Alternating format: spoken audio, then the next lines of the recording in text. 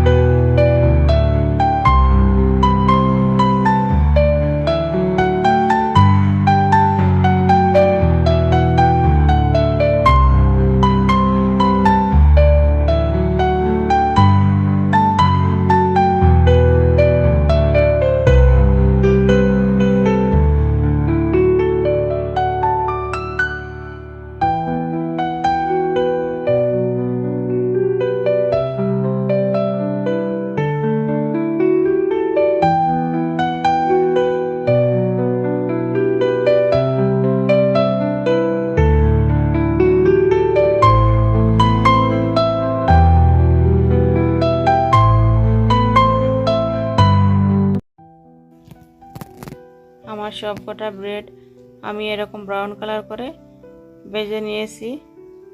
তো এগুলোর জন্য যা লাগবে, তো এখানে আমি দুধ নিয়ে নিছি আধা লিটারের চেয়ে বেশি।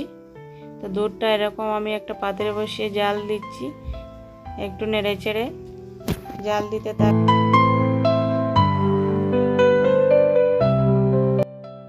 এখন আবার একটু ফুড কালার দিয়ে দিচ্ছি। ফুড কালারটা দিয়েও খুব ভালোভাবে এরকম নেড়ে চেড়ে জাল দিতে থাকবেন। দুধটা একটু ঘন হয়ে ফুড কালারটা দেওয়ার পর খুব সুন্দর একটা কালার বের হয়।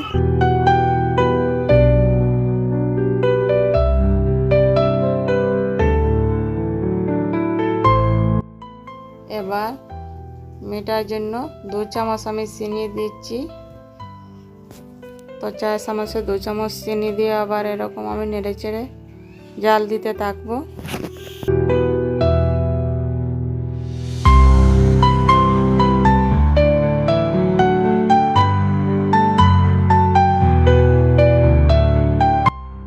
এদিকে আর দুধটা একটা জাল হতে থাকুক। তো এদিকে আমি 1 চা চামচ কর্নফ্লোর নিয়ে একটু পানি এড করে কর্নফ্লোরটা আমি মিশিয়ে নিচ্ছি পানির সাথে খুব ভালোভাবে।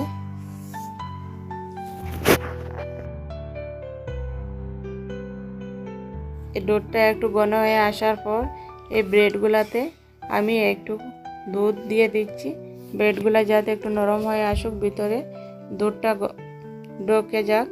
তো আগে থেকে আমি একটু দুধ দিয়ে ভিজিয়ে রাখছি। এবারে আমি দুধটাকে যে বাটিতে আমি মিশ্রণ তৈরি করে রেখেছিলাম কর্নফ্লোর দিয়ে, তো এইটা আমি অ্যাড করছি এই দুধের সাথে।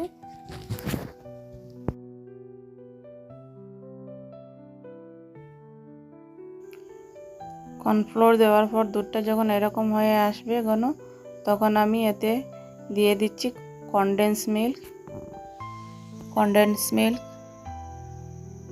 আমি 3 টেবিল চামচ দিয়ে দিছি। এতে মিঠাও আছে, কনডেন্স মিল্কের ফ্লেভারটাও আলাদা একটা ভালো হয়। তো কনডেন্স মিল্কটা অ্যাড করবেন। তার জন্য আমি চিনি ব্যবহার করিনি, মাত্র 2 চামচ চিনি দিয়েছি 4 চামচে।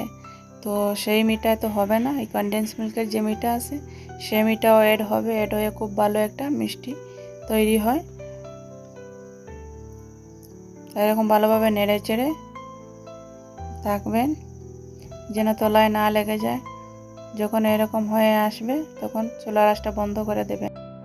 এবারে প্লেটে রাখা যে আগে থেকে ডুবে রাখা দুধ দিয়ে রেখেছিলাম যে ব্রেড, দেখুন ওটা পুরো দুধ শুকিয়ে গেছে, তো ফুলেও গিয়েছে, ভিতরে ঢুকেছে, খুব নরম হয়ে আসছে। তো এখন দিয়ে দিচ্ছি আমি এই কনডেন্স মিল্ক দিয়ে যে আর দুধ তৈরি করেছি সেটা আমি এখন দিয়ে দিচ্ছি। এরকম ডুবো করে রাখবেন।